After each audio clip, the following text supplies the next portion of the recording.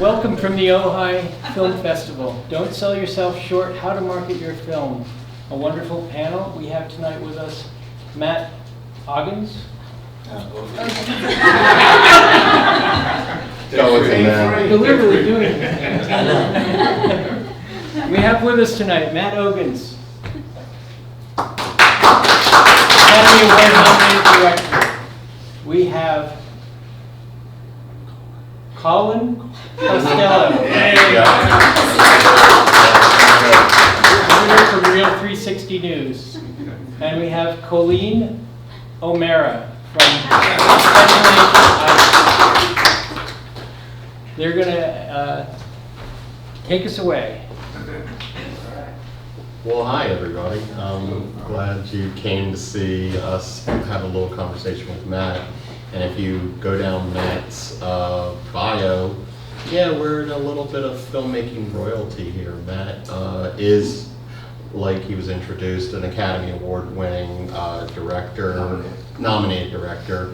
You know, and his film hit for Audible, which you can see on Netflix. And his first film, his breakthrough doc, Confessions of a Superhero, premiered at South by Southwest. And critics really loved it. It had critical acclaim, congratulations. And he got a following out of it. And went on to win a Primetime Emmy for From Harlem with Love, his installment for ESPN's 30 by 30. So this is a guy we want to talk to because he makes films. And in order to get your film across, it begins with the marketing, because if people don't know about your film, how are they going to see it? So yeah, so let's talk about it. Okay. Yeah. So let's talk, first of all, congrats on Audible. Thank you. The whole journey of Audible. Can you take us through it? Or actually we have a trailer for it, right? Yeah, let's do the trailer for Audible first.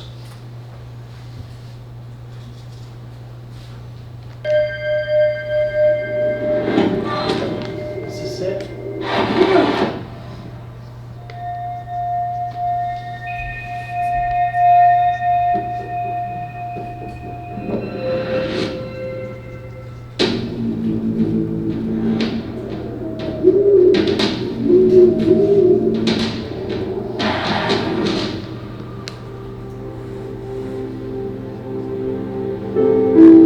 My son's team, they were on a 42-game win streak. At the end of the game, one of the players, he stood up and he said, "This loss will not define us as a team."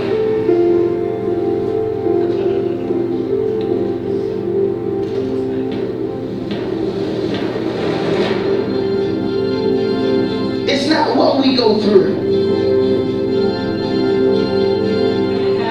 We go through it. The reality of this life is that we are going to face some adversity. We must examine who we are. No matter how tough it gets, we gotta go hard and continue to fight.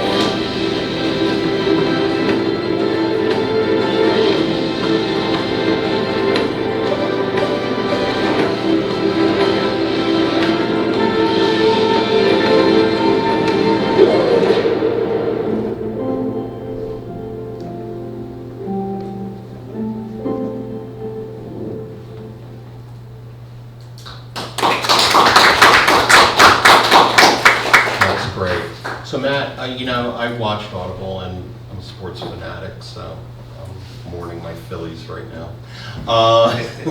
Thank you. So you know, you capture the real, like you capture real talk, you capture the real emotions. No, that's not good. So, what inspired you to make something like Audible? Where just take us from inception, you know, to Yeah. It took 12 years to get made. I grew up nearby the school in Maryland. My best friend's deaf. My aunt was a sign language interpreter at the school. So the coach in the film, if anyone sees it, was a player on the team when I first tried to make it. Oh, wow. And it just was hard to get made, a lot of stops and starts, and that has to do with inclusivity and other topics. Mhm, But mhm. and then Netflix saw, I pitched it to Netflix, and they came aboard and made it with me. But it was 12 years of a lot of. 12, yeah. I mean, every time you hear about a film being made, I don't care what the genre is, it's always a journey. Yeah. But, I mean, just for everybody here too, because you just don't show up, or maybe you do show up and go, hey, I'm Matt Ogens, hi Netflix, if you're not laid off this week, we have a meeting. You know, so how did you get the meeting with Netflix and things like that? I mean, they knew my work, just continuing to get out there and make stuff. And so when I went in the door, they already had known some of my previous work and producers that I was working with on it. So it was Nice. not a total cold call. Right, okay. So then, all right, so Netflix likes the doc, likes Audible, and they want to take it forward. So do they start talking with you about marketing then, or are you just really now in the production zone and you're just going into production with they're it? starting to think about it. I think we had an early meeting with their marketing PR team before production. Okay. And we weren't doing anything active, but just talking to each other so they understood what the film's about, Mm-hmm, mm-hmm. And not coming in cold at the end. Yeah, they understood the film and then we're part of the team by talking to them first. I wouldn't say we talk to them regularly, Mhm. but it wouldn't surprise me if my creatives at Netflix were updating them regularly. Got it, sure. And certainly when we got closer to launch, they kind of took over. So how long was production on it? I mean, we did it on and off over the course of 4 months on and off. Okay. We didn't shoot every day, but Yeah, it was basically yeah. the first semester of, so it's September to November, kind of on and off. We'd go pop in once a month. Interesting.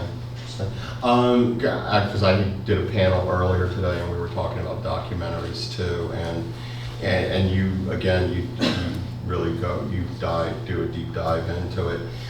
Do you think documentaries, we talked about earlier today, documentaries are really one person's point of view trying to sway an audience to that point of view, or how do you view it? It depends on the topic. I mean, I think that you try to be objective and unbiased, but you're human, you're gonna have a point of view. Yeah. I mean, I don't do a lot of like political docs that like this. I'm just kind of working with the kids and Right. shining a light on their story and kind of being a conduit so they can tell their story. Sure. So I'm rooting for them, but I think there's less bias in a film like this, but there's still point of view. Filmmaker point of view for sure. No, and it comes. So when you're talking with the marketer, like how did Netflix talk about marketing the film? Do you remember any of those discussions? I don't remember specifics, but I mean, to me, the film, you could say is, someone could say it's a football film or a sports film. Someone could say it's a deaf film. I always try to connect with what is a film really about. For me, the film's about acceptance and belonging. Mm-hmm. So that's what I'm trying to get audiences to connect with. When you're talking to a Netflix or a platform, they'll have, they made 20 different thumbnails. There's not like one piece of art. So if they know you watch a lot of sports, you're gonna get the thumbnail with a football helmet on it. Yeah. Someone else might get the shot of Amari with his girlfriend. So they cast You're kind right. of like a wider Well, they net to just get not- different audiences. Yeah, well, they'll cater like the marketing of it to, what your likes are, at least online. Mm-hmm. But I try to sell it as more of coming of age, told in a pretty stylized way for a doc. Sure. And I mean, obviously, it did connect with audiences and, a lot more, because then it ends up getting nominated. So then when you start doing an FYC campaign, that's a It's a whole other completely thing. whole other Yeah. monster. Were you involved with any of the direction of how the FYC would go? Yeah, I mean, they included us a lot. I kind of trusted the experts like Mhm. Colleen. You know what I mean? There's people Yeah. who don't know how to do everything. But I'd weigh in when it came to sort of the look and feel of it. You know, if it's a piece of key art or a new Oscar teaser going out. Right. I give my opinion. Sometimes they listen, sometimes they didn't, but they know what they're doing. Yeah, no, well, obviously. I think they did really good with Audible. They had pretty good taste. No, they didn't know they did a bang-up job. Because for me, the reason I'm just going into all this is because what I've found is, you know, when I became a filmmaker as well, is that a lot of filmmakers are talented at making film, but they don't know how to market their film. Like from the very inception, from like crowdfunding, and I know I find myself if a filmmaker comes to me for counseling on crowdfunding, for instance, the first thing I ask them is, why does anyone care about your film? And they'll always say, well, it's a great story. I'm like, oh, so what? Everybody has a great story. What makes your film special? Because I don't care. I tell them you have to, you know, view Seed and Spark or Kickstarter as a multiplex. There's a gazillion films. What's going to make your film stand out? So when just going along the journey, obviously this is like a pinnacle part, winning an Emmy, winning that, but you're starting off filming, like was it like trial and error, how you would just market your own film? I mean, this might not be the best advice, but I just gotta go out and make films. Yeah. And the first part is make the film and evolve your craft. Because it has to be good when people see it. And then the second part is putting your business hat on and how are people gonna see it? Or working with someone and Right. try to get it out there, and you can just be the artist if you don't know how to do that. But, you know, but I try to separate the creative hat when I'm doing that and not think about marketing when I'm physically making the thing. Yeah, of course. But I may be different coming from, I didn't go to film school and I figured it out myself, and I direct commercials too, understand the importance of marketing and PR, so I tend to think about those things too. Earlier on, I think it's good to think about them earlier on, even before you go into production, rather than kind of making it feel like an afterthought, like, oh, now we'll hire a publicist. Making the marketing team, the PR team, be part of the team. Yeah, I mean, at this point. I mean, Netflix is really good at that. They did it with Audible. Yeah. I think once we got into launching, instead of talking to our creative, that switches to the marketing and PR teams. I think we had weekly calls with them for months and months. Yeah, it makes sense. Yeah, that's who our meetings were. So it was pretty collaborative. Yeah, because I know, because especially we're here at a film festival, a lot of indie filmmakers, I know. It like I was saying, it starts like right at the beginning when you're trying to find funding and trying to find money, and it's a hard thing, especially if you haven't dabbled in it. Like, you have an advertising background, I have an advertising background, so I think we understand that. But it's just there's so many steps, and it's exhausting. I don't think a lot of people realize, you know, it's just it's exhausting. It was, I mean, because there's start PR 4 to 6 weeks before, we start talking about it a few months, but start launching a month, 6 weeks before Audible was released. Then little slowdown, then the awards in the fall. That went from October until the Oscars in March. Yeah, sure. I mean, kind of full-time job. Yeah, it's absolutely exhausting. What about, let's go into Confessions of a Superhero for a second, because again, that was like your first film. Yeah, and it debuts at South by Southwest, and you know, the stats are 10 no's for every yes, and like South by Southwest is that's a huge deal to get in there. Like, how did you experience no's with it before, or? I mean, sure, we didn't get into a bunch of festivals, and I experienced no's from tons of shorts and other things I did before. I've had way more no's then yeses, and I still have nos. If I go pitch something, just because I got nominated for an Oscar, it might get me to the front of the line, but I'm still getting no's. No. It's gonna start out, if you're an athlete and you lose on Sunday, you gotta go back to practice on Monday for the next game. Yeah, absolutely. So no, and so true.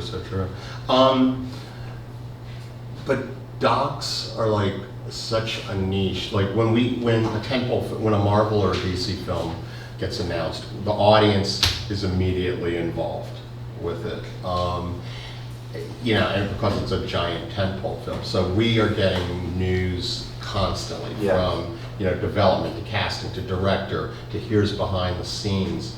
A lot of indie films and docs in particular, they don't get that kind of spotlight on them. They don't, and I'm not the expert. You would have to answer that. I don't know that they need that. Yeah, I don't know that I'm they do interested either. in hearing about a doc 2 years ahead of time. Right. It might burn it out. You Right. know what I mean? And I think you don't want to reveal too much. I don't know. I think I wouldn't want to start too early. It's a little bit more condensed. Yeah. No, It for could sure. certainly start earlier than it does. I got lucky with Audible. I had the right teams around me. Exactly. No, But I've had plenty of having nothing. Yeah, no, I hear you. Colleen, what do you think? I think it really depends on every film and every project and what the focus of the project is. But Matt and I were speaking before the panel earlier. It's so important to, start as early as possible on every film project that you're working on so that you have a plan and a strategy.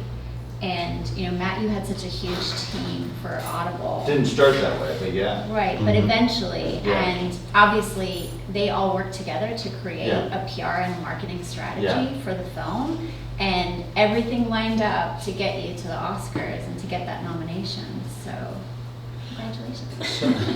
So, obviously a big marketing of a film we're at a film festival, is the film festival.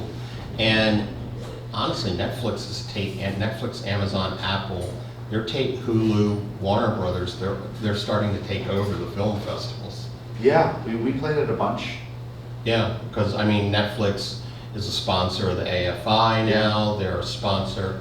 Hulu bought up a block of shorts at Holly Shorts for their bite-sized Halloween. So how does now an indie filmmaker on the other side, because at one point it was all about trying to get into the festivals, but now because the theaters are all filled with the tent poles, so the mid-sized budgets, the docs, they're all ending now at the A-list festivals. And it's gotten harder for an indie filmmaker to sell their film to, and I get it, because look, if I'm Holly Shorts and Hulu comes to me and says, we want to buy a block, they're not submitting their films, they're buying their block. Right. And it kind of takes away a little bit from the indie filmmaker. Yeah, It makes it even harder. It does. I still go back to if you go to the dictionary and it says director, it says make films. Mm-hmm. It doesn't say win awards, it Right. doesn't say get an agent, it doesn't say get into a film festival. Those are the business side of it after. Yeah, But that's not yeah. the depth. So first focus on the craft and just make something really good. Yeah. So it's undeniable. Connect with the right, publicists, start thinking Sure. about that stuff. Maybe if you're starting that early enough, that helps you get into the film festival. Yeah. But you still got to make a good a good film. A and good film, sure. I think I don't know. I don't have an answer to that. Well, and what's happened too Because I understand it's and then also with technology, it's easier to make films. I don't know how many. We go to Sundance. There's probably 20,000 submissions a year for 120 films, Yeah. something like that. AFI, I think, got 6,000 submissions, 6,000 plus submissions this year. But also the flip side is then you become desperate as like an indie filmmaker and you start submitting to festival, because especially like during the pandemic, a lot of virtual festivals pop up, and the more it's nice to get a Audible little everybody played gets a at little. only virtual festivals, so I don't think we played in person anywhere. It was Oh, right in the really? middle of the pandemic. Okay. Which festivals did Audible play at? Hot Docs, AFI, Docs, there's a few others I forgot. Yeah. Well, AFI, I mean that's my fave. So Yeah. no offense to Ova. It's true, it's true. I think it's important though, and one of the big messages I wanted to get out tonight is, you know, it's important to be a storyteller and a content creator and just to be making, you know, creative content. And there's your artistic side, but then you also have to have the business Yeah, side absolutely. and make sure that Or you have to have someone with you, your Or- producer does, right. someone does. Exactly. If you want to be an artiste, then you have to have people who are experts at the PR and marketing. But while it's competitive on the festival circuit now, we also had a YouTube panel the other night, and you know, YouTube, you can have your own distribution channel if you're creating content and putting it out. You know, just Right. making things. Also, too. some of these films that might say a Netflix or a Disney or a Hulu original, they bought them at a festival, so those were indie films that, True. you know, picked up steam. Very true. I mean, Colleen, you mentioned even YouTube, and that gets into the whole social media aspect of marketing your film, you know, because again, you know, I know we now cast, the last film I did, we did cast based on a lot also on social media following. Yeah, As another absolutely. tool of, you know, getting some heat under your film as you're getting it done and everything. Yeah, we're starting to talk to independent filmmakers about having a website for their film and having social media for their film and starting to have traction, you know, even before they're submitting to the festival circuit.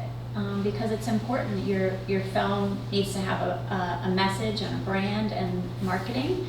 And in terms of actors, absolutely, you know, they're getting promotion via social media, and how many followers they have is key to whether you're casting them, Sure. you know, in films Sure. too. And I mean, by- the talent has to be there. Yeah, no, but- of course. But even like if you go into something like a YouTube and Vimeo, I mean, it's hard. Even if you make something good, it is hard to break through that film. You know, you have to somehow push the marketing yourself. Yeah, and the message that I heard we had a YouTube social media panel, and the message from the people who've been successful is they said you have to be creating content, it has to be, you know, quality content, and you have to be consistent.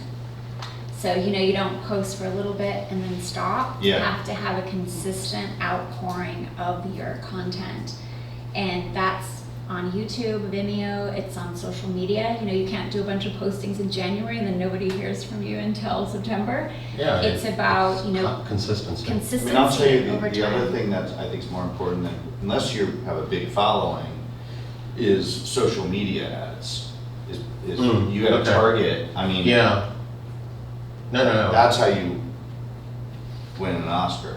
Like, the amount of money going to social media ads is, Yeah. you know, Yeah, and it's a way, social media ads is a way to really Paid target social your media audience. ads, Yeah, paid because for you sure. still do that. That's but like your own. If you just start the film's Instagram, I mean, how many people are on it? 1,000. You gotta, If that. but you could go target 1 million people, 5 million people. Yeah. Sure. You do both, but Yeah, but a absolutely. lot of it. I mean, it's like running for you know, political office, except the, you know, the candidate is your film that you're trying to get out there. So all the same things. You're lobbying for your film. No, absolutely.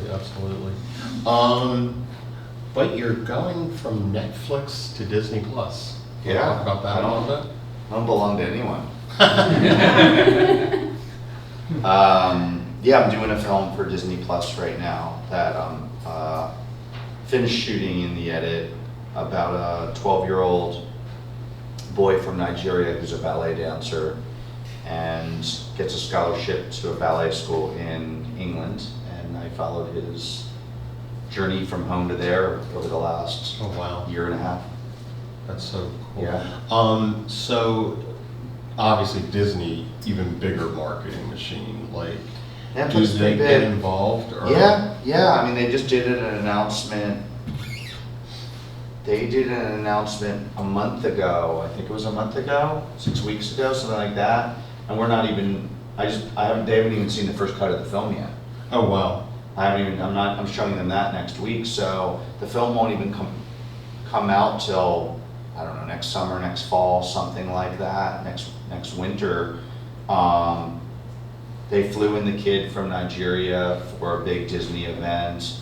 So I have a marketing call and PR call with them next week, the week after, so they're thinking about that. Interesting. And they're probably having conversations I don't even know Yeah. about. No, I'm sure. Just with everything. What do you find is the most challenging aspect of making a doc, as opposed to something narrative, or do you feel like the Creatively? challenges are the same? Yeah, creatively.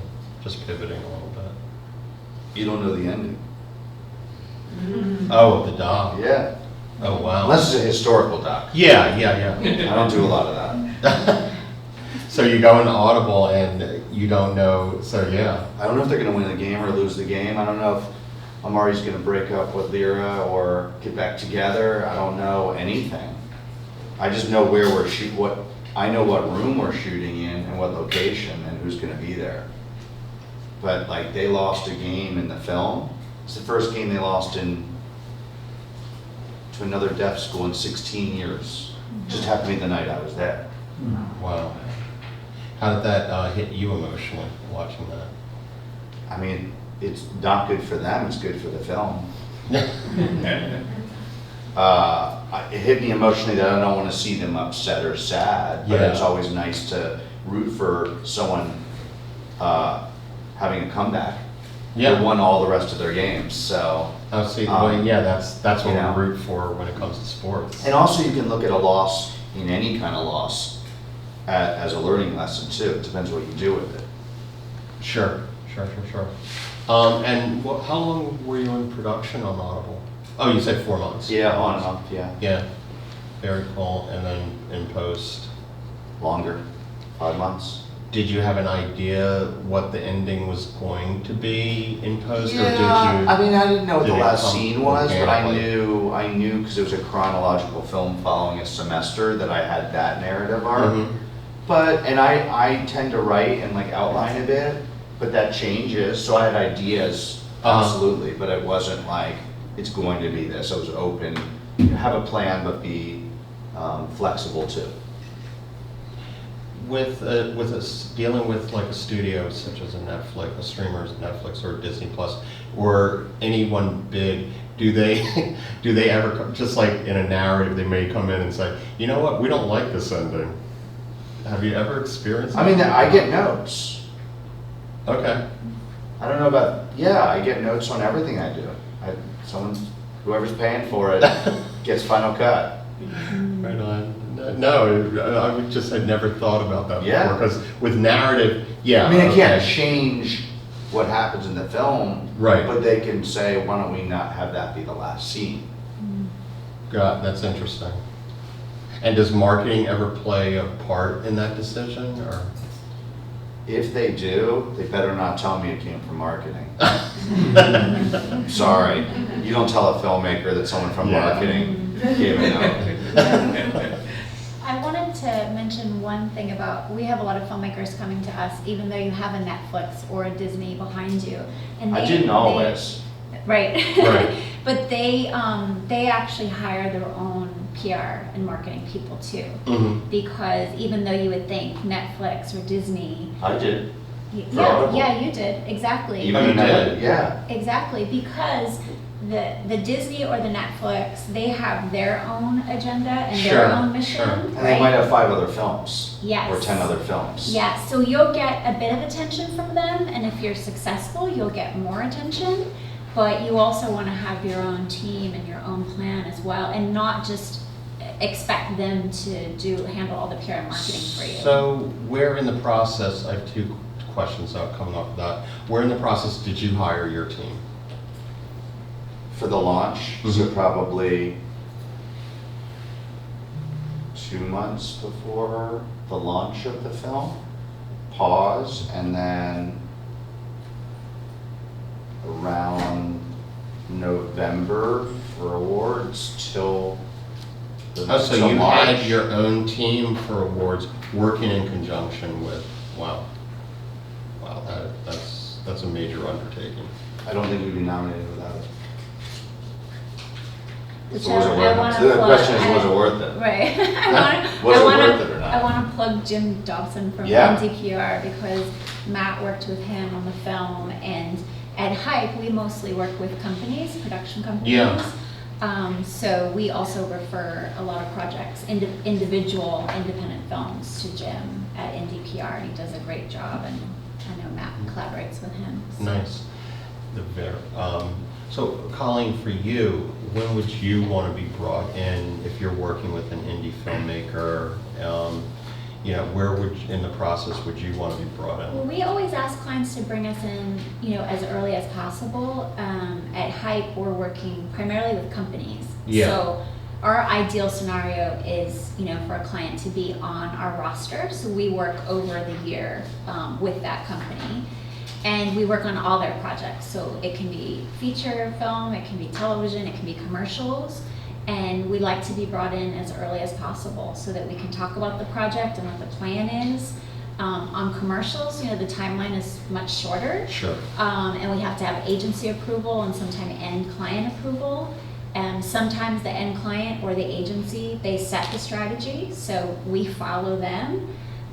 So it's a big collaboration. And then on an individual film, we want to be, there's a long lead time to a film, so we want to be involved in the process as early as possible so that we can collaborate and we can make a plan and we can make a strategy and make sure everyone's on the same page and everything's approved before we go to press, like you. Yeah, sure. Also,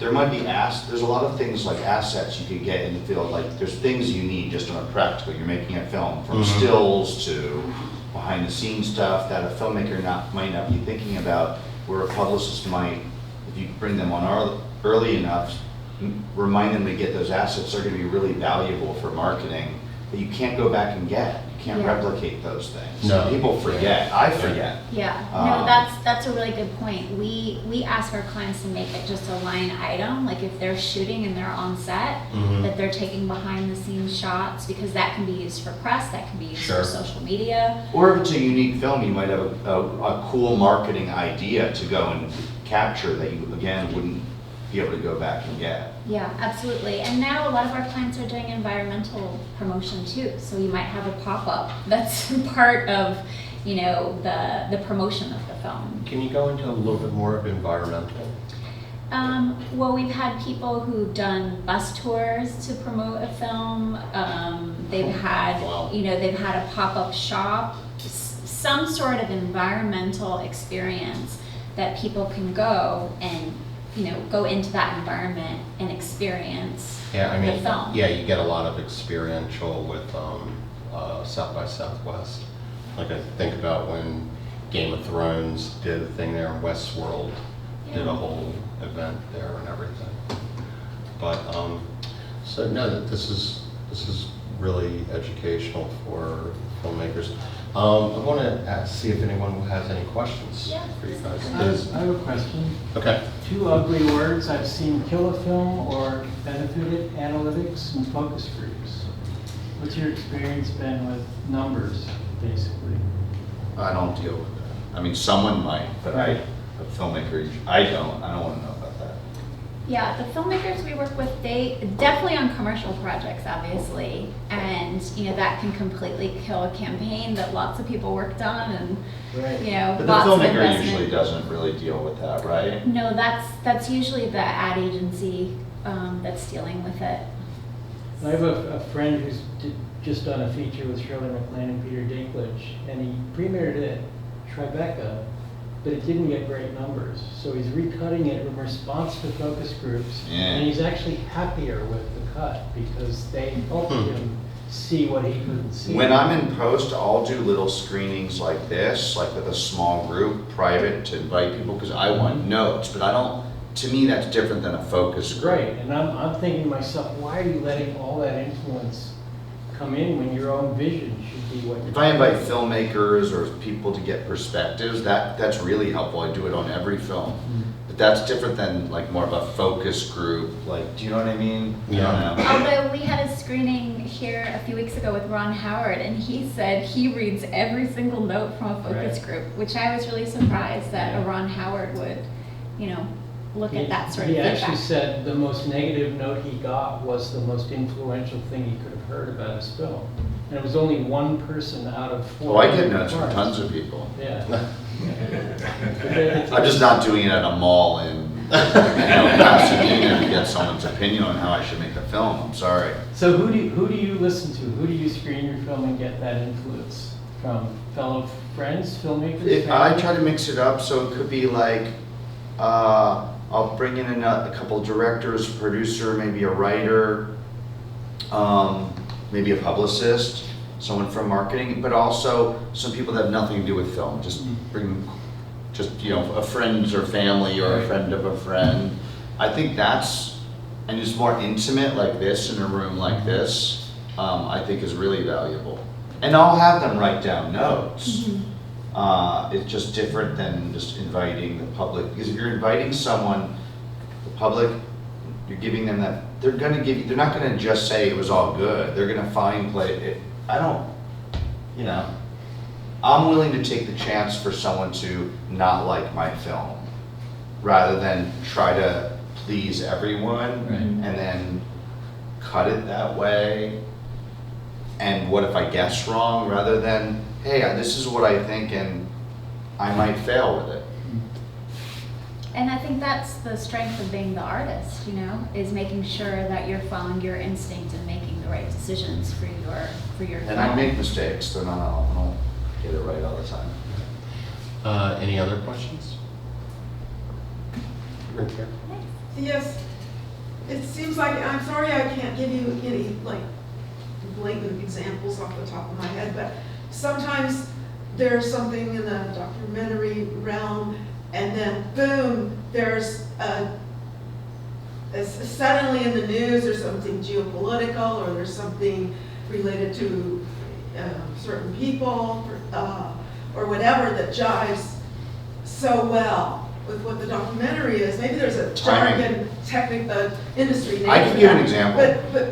But besides the example, then who kind of, do you start building on that? No, or you just can't let the wave that's roll law. on its own? You can't guess what's gonna happen in the news and it's Oh, gonna be. no, I mean, once it different. has happened, Yeah, then who's paying attention and starts to they're not, they're already you know, doing it. When just you happens. hear about it on the news, someone's already making all right, it. so the news people make it happen, okay. Although sometimes with our strategies, there's a lot. For example, we just had Hispanic Heritage Celebration Month. So we had a client and we decided to put out an announcement, because they actually have a team that has a huge Latino and Latina American population at their company.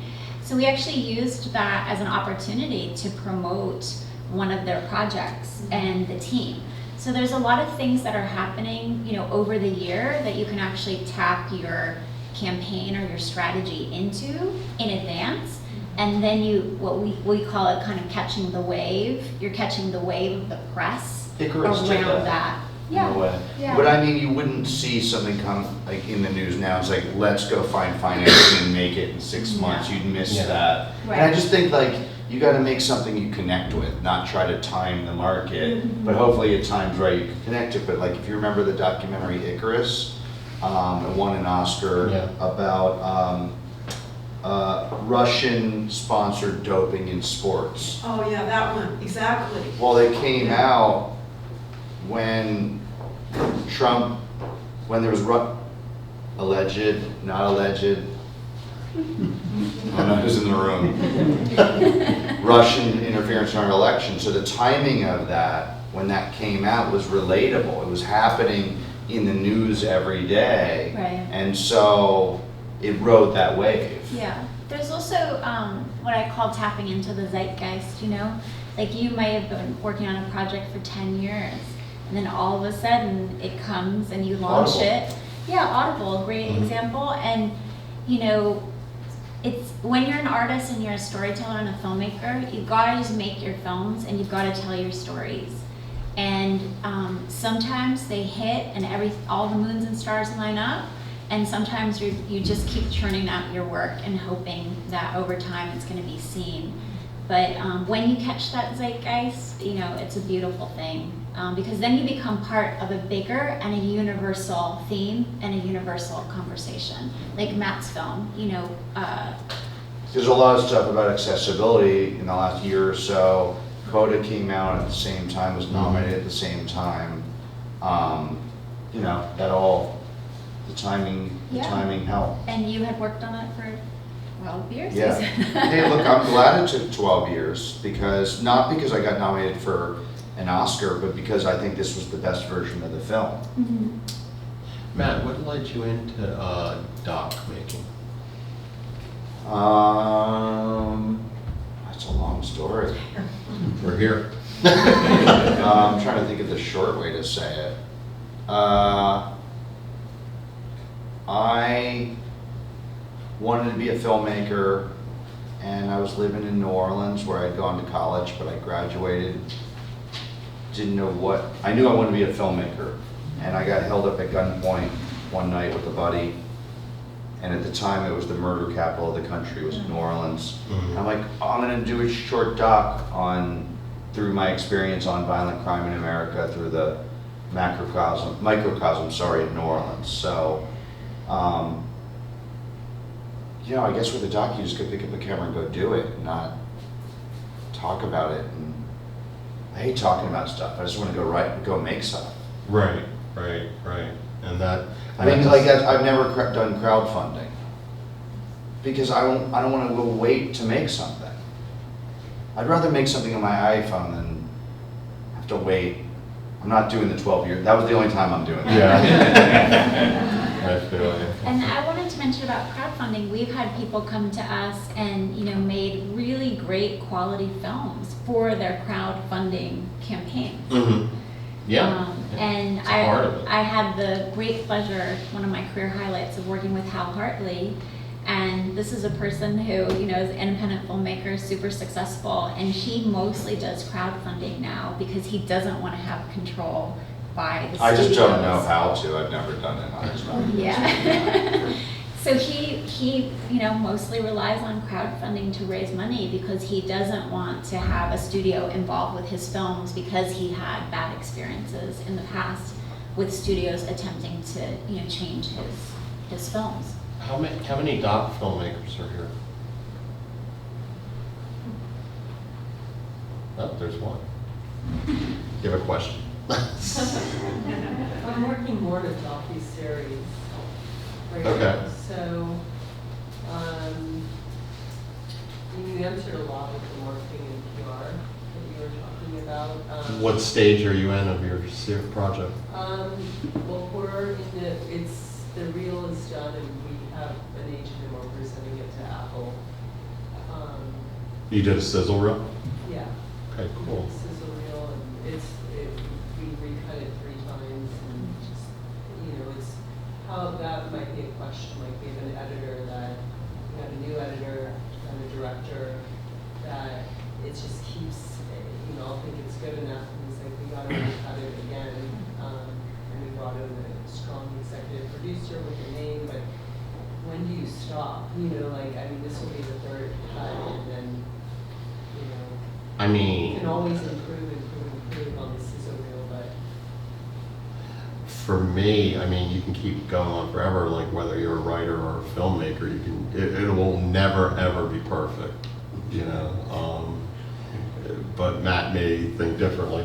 No, I could go back and keep working on everything, and at a certain point, if you work on it too much, you might make it bad. Yeah. If you over tinker with it, And there's also the right time to be pitching things, right? And your agent would know that when's the best time to be approaching those. That's a win right there that you have an agent pitching your show. But yeah, it's a collaboration because you do have someone who's shopping it, but it's also your vision. So you kind of have to somehow find that middle ground where you're still comfortable as the creator of it. Yeah, and your agent also has to be comfortable shopping it. It's this weird middle ground because you have two visions going at it. And what do you think the different, we have an agent that wants to shop it or going direct to the network, what would you say? I would go in proper channels. Anytime when someone comes to me with a project, you want to be a producer on it, and then I find out they've taken it to 5 places already through friends and favors, and I know someone, project's dead. Yeah. You just burned it. No one's gonna buy your project if it's a favor, like you're seeing some junior person that said, go in, unless it's the greatest thing in the world, like you walk in and you jaw dropping. If you know someone directly, it's fine, but if it's some favor thing, I know someone, you burn the project. And I mean, By the way, once you get a no, it's a no. There's no redo the real sizzle and bring it back in a resubmit month. it, right. But if you have an agent already, it's their job, they're really your salesperson, right? And it's their job to make sure that they're presenting the project in the right way and at the right time to the right people. Yeah. And I mean, for me, even though I'm a filmmaker or whichever, I still have the business hat in the back because it is a business at the end of the day, and you want to be involved with the strategy. Asking Matt how involved. Matt, you can see you just don't wake up one morning and you're nominated for an Oscar. It's a strategy, and you were involved with that strategy. Yeah, it's just like it takes so long to make anything, even with the sizzle reels, and the odds are so against any of us from selling anything. You just don't want to do anything that gets in the way. Like, I turned down a project, like I said, because someone said, "Oh, I already showed it to Netflix. Let's take it there." There's no again. That's it. You took it there already. So they brought you the project, and you were interested in it. I and then they said, turn down 5 projects a year because of stuff like this. Yeah, I'm just thinking right now. Yeah, no. And do you have a film that's been really successful on the festival circuit? So do you want to talk a little bit about the festival circuit and your success? Yeah, I mean, sure. It's not really much different from what we've just been saying. It's just that it's another job, especially if you don't have someone like a Colleen, I have a PR person that helps, but still I do a lot of the heavy lifting at the end of the day because I have a vested interest in it. It's my project. So yeah, we spend a lot of money on film fests, and you don't get it. We're actually beating the odds of what they say, 10 no's to every yes, but for every yes that I market, all over social media, there's, 11 no's that go along with it. And at the end of the day, it's kind of what you said. Yeah, it's the next day. It's a new game. Because our job's to make stuff, so just keep making stuff. Yeah. One of them will hit. You have a question? Well, first of all, thank you guys very much for being here. This has been really wonderful and Good. informative. So I like what you said, Matt.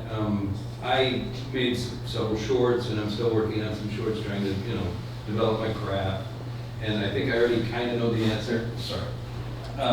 But in order to really put something out there, self-made, self-produced, it seems like you kind of have to have a feature. Like I do narrative, but it's like, the shorts I make, I'm proud of, and at this point, Audible's a short. And do you think it's different because it's a documentary? Do you think a narrative short? My friend Martin Rowe and Trayvon won an Oscar last year for Two Distant Strangers. It was a narrative short. Which I would say with Two Distant Strangers, it's like they packed a feature into a short. But it was short. Oh yeah, no, I actually teach Two Distant Strangers. Yeah, I mean, yeah. I think a good film's a good film. Easier to market, or easier to sell, or put out there. I think that, Matt has made commercials for a long time, and he's made short docs. I think, I'm a writer, so I wrote short stories for years, and then I wrote a book. And I'll tell you, you can be a great short story writer, but to actually have to tackle a book And that's kind of what you're doing, you know, you're making these short films. And the next step up for you will probably be to make the feature. Yeah. But, There's or more of a write a book. There's more of a market for a feature. In other words, you're not going to make a living making shorts. Right. No. Unless you're like one of 5 people that just are the ones that do it every year. But I don't think of a short, to me, as less than. I don't think of anything as less than. No, and What do you there's think more, about- there's more of a market for it now, actually, especially with There young is. viewers, because, you know, it's something that's digestible, really, you know, Right. to make shorts and to put those out there. But I think it depends on your development as an artist, you know? And I would say the biggest message I've heard at the festival, being here this weekend, is, you know, it's about quality, it's about storytelling. If you're gonna graduate to make a feature, you know, it has to be a story that will extend to that feature and be successful. You know, otherwise, if you are finding subjects like you know, Audible is such a beautiful film, and it's just it was just the perfect amount of time for that story. You know, could it have been extended? What is it supposed to be, your story? If Yeah. I wanted to make that a feature, I'd add 3 more characters. I don't know, maybe it wouldn't have been as good, I don't know. Right. It's what it was supposed to be, right? Yeah. Organically. Yeah, absolutely. I get asked this a lot during the Q&As. What do you think of making a short proof of concept? There's a couple schools of thoughts I've For heard. a short proof of concept, For a to feature. do a feature? Yeah, You know what I'm gonna say? just make it, Just make it good. Go make the feature. You're gonna spend the money and the time and then edit that thing?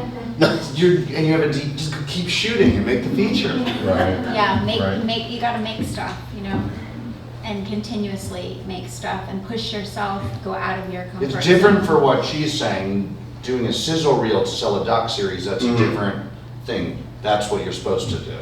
But, I don't know, I would just go make it. Or go make a short that one day you want to develop into a feature, Yes, so at I've least seen the that. short is not a B2B, not a business to business, it's actually a Right. thing people can see. Oh yeah, no, the short has to stand on its own. Yeah. Like, I'm thinking of like Whiplash, for instance, the short version. Never of saw it, I saw the It- feature. Yeah, the short is amazing. I've heard. Yeah, it's actually amazing. How's your shorts going? Excellent, actually, I've had some good responses from festivals, I just finished another one, but it is kind of, I've reached that point where. I'll tell you what my I've had manager enough. said. My manager basically said, look, because for my trajectory, I've made shorts, I can now say I'm an award-winning filmmaker, and I have to make a feature. I have to either have a script find a script I can shoot, or write one. I did a feature before I made a short, which is weird. I wish I had. I think I've done 3 or 4 feature docs before I made Audible. Okay. But I think that's the great thing about our industry now, because when I started in the industry, you started in music videos and you got to experiment all over the place, and then you graduated to commercials, and then you graduated to film. And that's not the case anymore. You know, you can start making short films, and then you can go make commercials, and then make film. And so all those boundaries that rules. were in place when I first started in the industry, those have all been broken down. And that's very exciting. There's a question in the back. I'm interested in terms of social media marketing. And what specifically are you doing? What do those look like? What are you targeting? Could you talk a little bit more about that? For me, For all for all of us, Yeah. well, at my agency, Hype, we actually have our own social media division, Hype Social. So we have about 6 social media managers, and we work with clients, you know, on their social media platforms and their feeds, making sure, again, that there's quality, consistent posts over time and on different platforms, you know, so on Instagram, on LinkedIn, on Facebook. Each one of those platforms have their own demographic that you're targeting. Making sure you have a social media strategy over time. And then, as Matt was mentioning, you know, people can put budget to promotion as well. You can do boosted posts, you can do advertising. and just making sure that you're building a following, but it needs to be an organically built following and real followers. Because there's lots of people who bought followers, and you don't want to do that. You know, you don't want to have empty followers, because then your engagement is not high. So it's about high follower numbers and also high engagement. I would also add to that, going even more basic than that, you have to know your brand. Not just your film, but you as a person, what's your brand? I have a very specific brand that I put out there on Instagram versus what I'll put on Facebook. And I have several different pages on Facebook. I have my filmmaker page, and then I have just my friends and family page. And then I have my production company page. You have to know exactly what your brand is, what you want, before you can come to someone like a Colleen or bring in any PR person or any kind of help to help grow it. But you do have to engage with Colleen, because I think people think, oh, I'm starting an Instagram for my film and I'm posting something, which is good, but no one knows it's there. So for instance, with Audible, there's deaf organizations. Start engaging with them, get them involved, get them to support it, get them to post it. It doesn't have to just come off of your Instagram. Let's say you don't have a lot of people. Well, you keep posting, but you can engage people that might have a following, an organization or a person that connects with the themes of your film. Absolutely. That reminds me when we did a fan film short in 2016 called Committed, about the Joker and Harley Quinn and couples therapy. Oh, that's good. That's pretty good. It did really well in the circuit. But to your point, we found, because we were like, why the hell is anyone going to want to see this or pay us to make this? We found an organization in the Northeast, up in Massachusetts. It was Comic Books for Soldiers. And they would put together a package of 1,000 or so comic books and send them overseas every month. So we said we'll put our DVD, because we were still getting released on DVDs, we will put our DVDs along with the comic books to send off to the soldiers. That's cool. And that's You get crafty and clever. Yeah, but I agree with what Colin's talking about. You have to know what your brand is, what your message is, what are your unique selling points, what's different about you, what's different about your story, or you as a storyteller. That's true. The story behind like who you are, talking about how I made Audible help sell Audible too. Yeah, absolutely, because that's the authenticity, right? Is who you are as an artist, as a filmmaker, as a storyteller, and what's different about your story, and why are you telling these stories and making these films? Well, yeah, I mean, that's the ultimate question in the room. Why are you the one who's supposed to tell this story? And people can pick up when it's not genuine, it's not authentic, when you're talking about that story. Other questions? So, what's next for you? I know you're working on the Disney, but anything else brewing in the back of that head? I'd like to talk about. Ben, can you find the deadline article out there? This is my business partner, Jesse Nagel at Hype, who's in Dallas right now, and that's your week of Reel. So that's the deadline article on Matt's next film.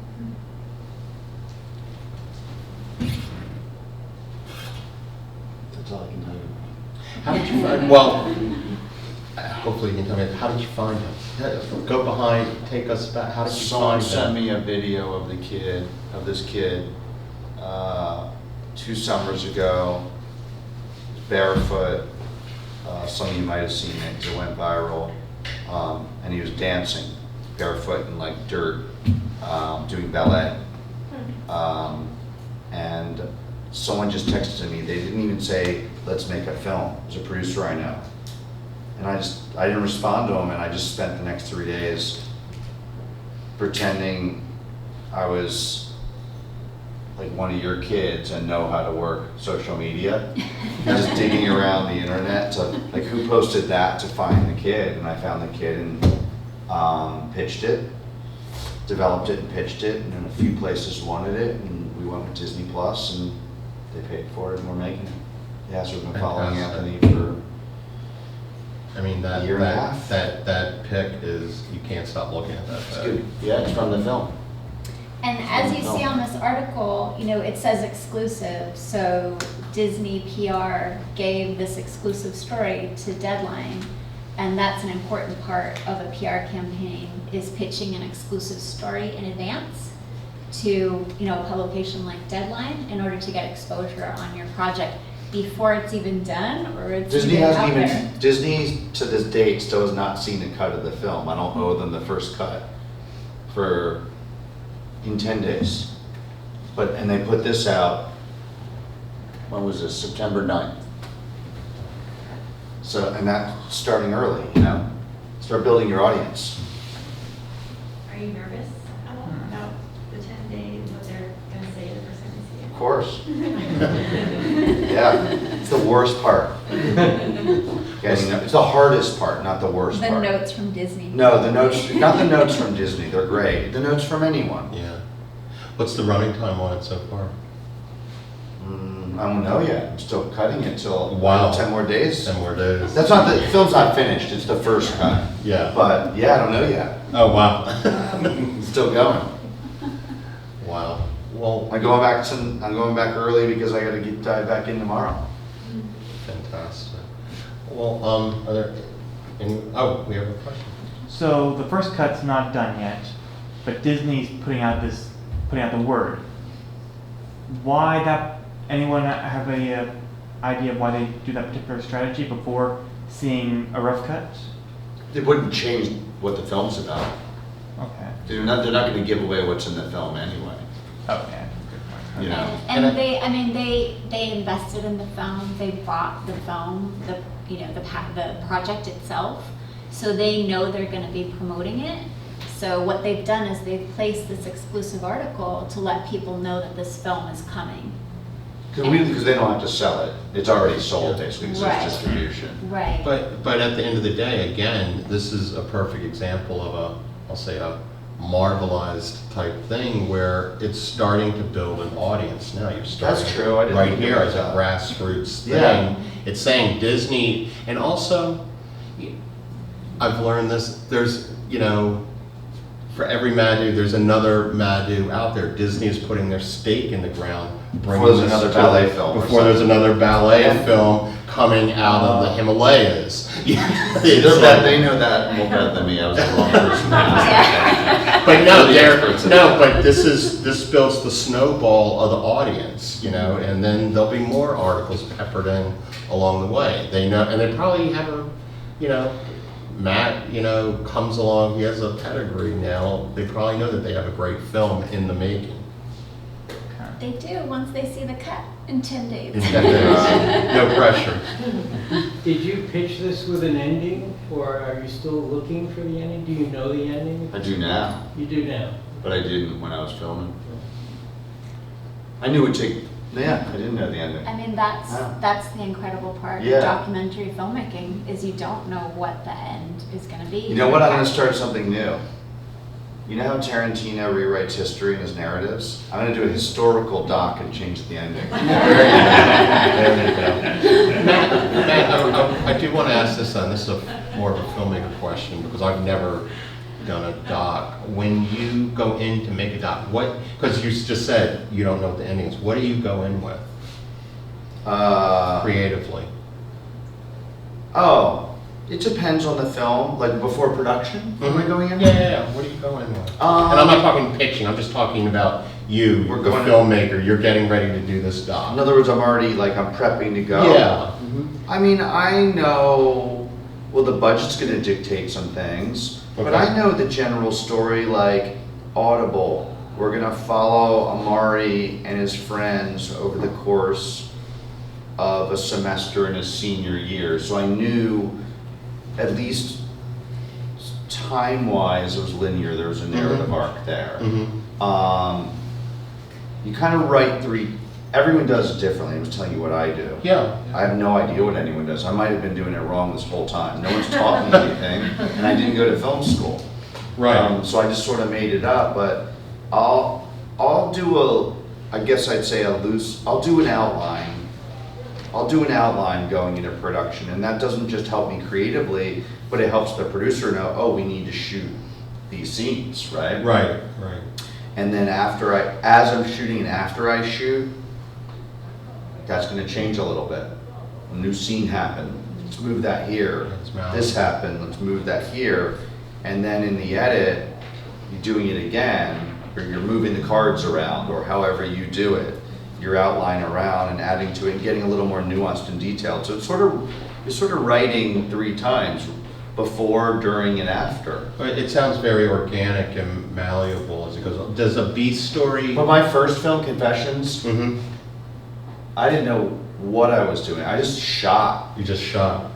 Yeah, I don't recommend that. I mean, it just takes longer. Does a B story emerge from like when you're shooting or when you're editing, or do you go in with maybe I have an idea what the B story might be? Yeah, I'd say in Audible, I knew what the B stories were. Like I knew there was going to be a relationship thing with his dad was going to be a story.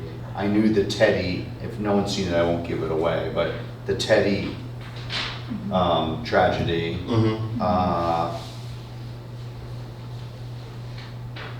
I knew the B stories in this one.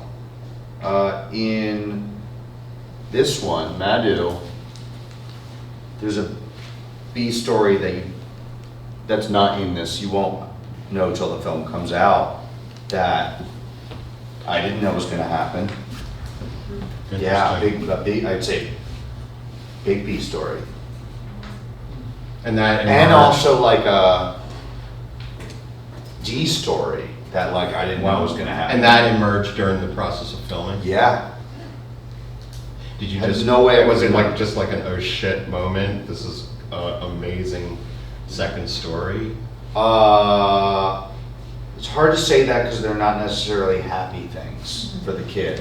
Mm-hmm. And so as a human, I'd rather have no film and these things not happen to the kid. Wow.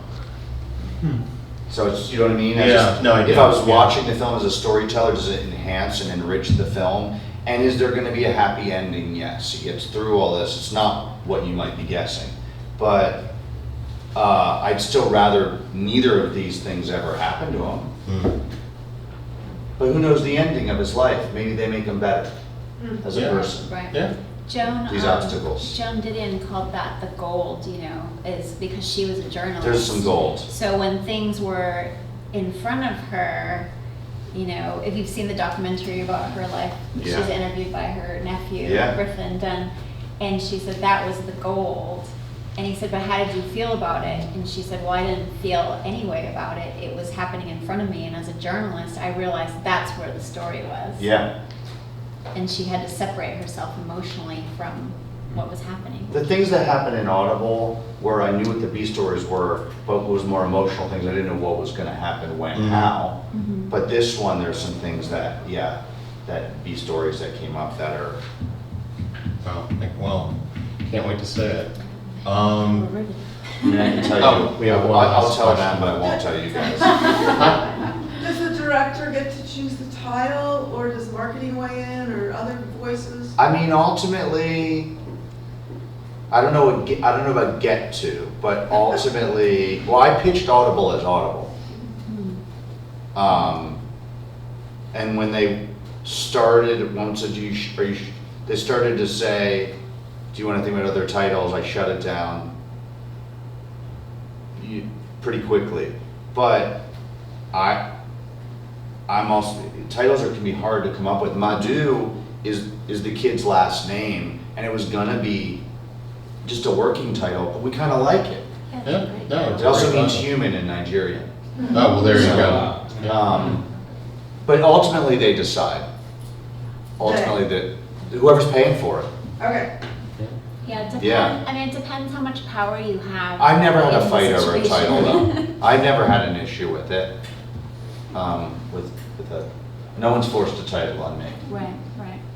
I just notice sometimes I like the title, like say a film made in a foreign country, but then I don't like the English There's some bad titles. translation or that kind of. I've come up with some bad title names for stuff of mine before. Well, that's a whole other process too, is the Yeah. international marketing of a film, Oh, sure. which none of the three of us really know very much Yeah. about that. Actually, though, That that would is be where another marketing comes in. panel. Like, I did a project once called, it was called North, and then like a month before it came out, they changed it to Go North because there was another film named North, even though it was Right. 25 years earlier, it got like horrible reviews. Right. And so if you typed in North movie, you might get to that one. And so they just change it to Go North, which wasn't that big of a Yeah, difference. yeah, but that's smart, somebody Yeah. was doing research. Yeah, that I wouldn't have known, someone that knows what they're doing.